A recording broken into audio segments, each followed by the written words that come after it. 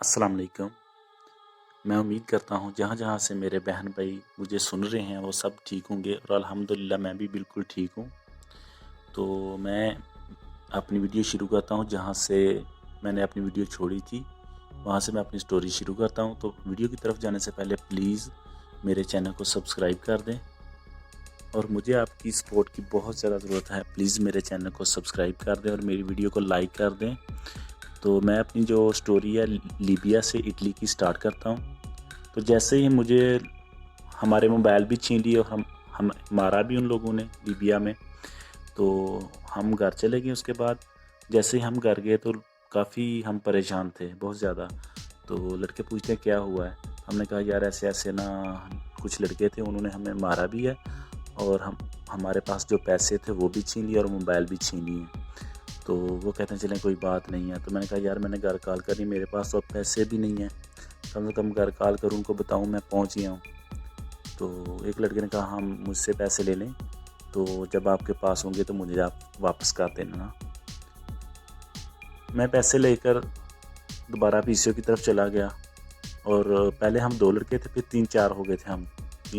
तो जैसे ही हम पीसीओ में गए तो वो लड़के बाहर उधर पीसीओ में खड़े थे, मैं अंदर बात कर रहा था वो बूथ में। तो मैंने घर में कॉल की तो क्योंकि मैं बहुत ही माड़े घर का था, हम पता नहीं किस तरह मैंने अरेंज करके घर वालों ने मुझे भेजा था। तो मैंने उनको नहीं बताया कि मैं कैसे, मेरे साथ यहाँ पे क्या हुआ है। तो क्योंकि उनको मुझ पे बहुत ज़्यादा उम्मीदें थी और जो जितने भी पैसे मैं लगा के था सब हमने कुछ ना कुछ बेच के या कर्ज़ा उठा के हम लोगों ने वो पैसे अरेंज किए थे। तो मैंने घर वालों से बात की, मैंने कहा मैं बिल्कुल ठीक ठाक हूँ, आप टेंशन ना लें। तो उसके बाद मैं घर चला गया। वहाँ सारी रात मैं तो सोया नहीं था, पर मैं यार यही सोचता रहा हूँ किस कंट्री में आ गया हूँ, क्योंकि इतने ज़्यादा पैसे लगाए थे और हालात भी कुछ इस तरह के। क्योंकि जब गद्दाफ़ी ज़िंदा था ना, तो लीबिया के तब भी हालात बहुत ही ज़्यादा बुरे थे और मैं तो सारी रात जाग रहा था, तो बहुत परेशान था। जैसे ही सुबह हुई है सब लोग उठे हैं, उन्होंने नाश्ता जब स्टार्ट किया तो मैंने कहा यार मैं बहुत ही माड़े घर का बंदा हूँ, तो आप लोगों की मेहरबानी है तो मुझे ना कहीं काम ढूंढ दें, जैसा भी हो मैं कर लूँगा। क्योंकि मैं पाकिस्तान में भी मज़दूरी करता था, कोई भी काम मिल जाता था वो मैं कर लेता था। किसी किस्म की मैंने कोई भी मज़दूरियाँ ना पाकिस्तान में मैंने नहीं छोड़ी, सारी ये मज़दूरियाँ मैंने पाकिस्तान में की थी। तो मैंने को कहा था यार बहुत माड़े हालात हैं और सारा कर्ज़ा उठा के पाकिस्तान से आया हूँ, तो बहुत परेशानी है भाई, आपकी मेहरबानी है मुझे काम पे ले जाएं। तो कहते हैं यार हम में से तो 2-3 लड़के काम पे जा रहे हैं, बाकी सब घर ही होते हैं, तो तुमको कैसे ले जाएं। तो कहते हैं यार एक सबा तुम चले जाओ, वहाँ पे तुम्हें काम मिल जाएगा। मैंने कहा सबा किधर? वो कहते हैं इधर से तो बहुत दूर है। तो मैंने कहा चलें ठीक है मैं सबा चला जाता हूँ। तो जैसे मेरी फिर घर में बात हुई, मैंने कहा उनको बताया मैं सबा जा रहा हूँ, दूसरे शहर में जा रहा हूँ।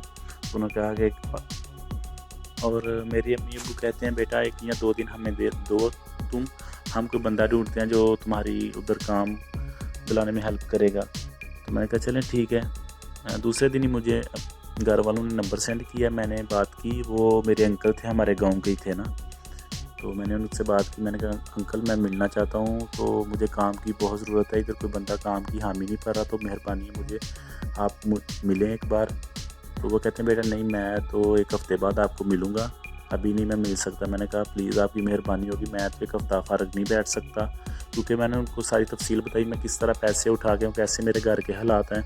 तो क्योंकि मेरे घर वालों का सारा इंतज़ाम ही मुझ पे डिपेंड करता था। तो वो कहते हैं चलो ठीक है बेटा मैं ना आपको कल मिलता हूँ ना। तो जैसे ही वो मिले हैं, वो अंकल बहुत अच्छे थे, मैं उनकी सारी ज़िंदगी उनका एहसानमंद रहूँगा। उन्होंने मुझे पैसे भी दिए थे तो कुछ, तो वही मैं अपना खर्चा उसी से चलाता रहा था। उधर वैसे ना महंगाई जो थी वो बहुत कम थी, ना होने के बराबर थी, बहुत ही सस्ती हर चीज़ मिलती थी वहाँ से, लीबिया से।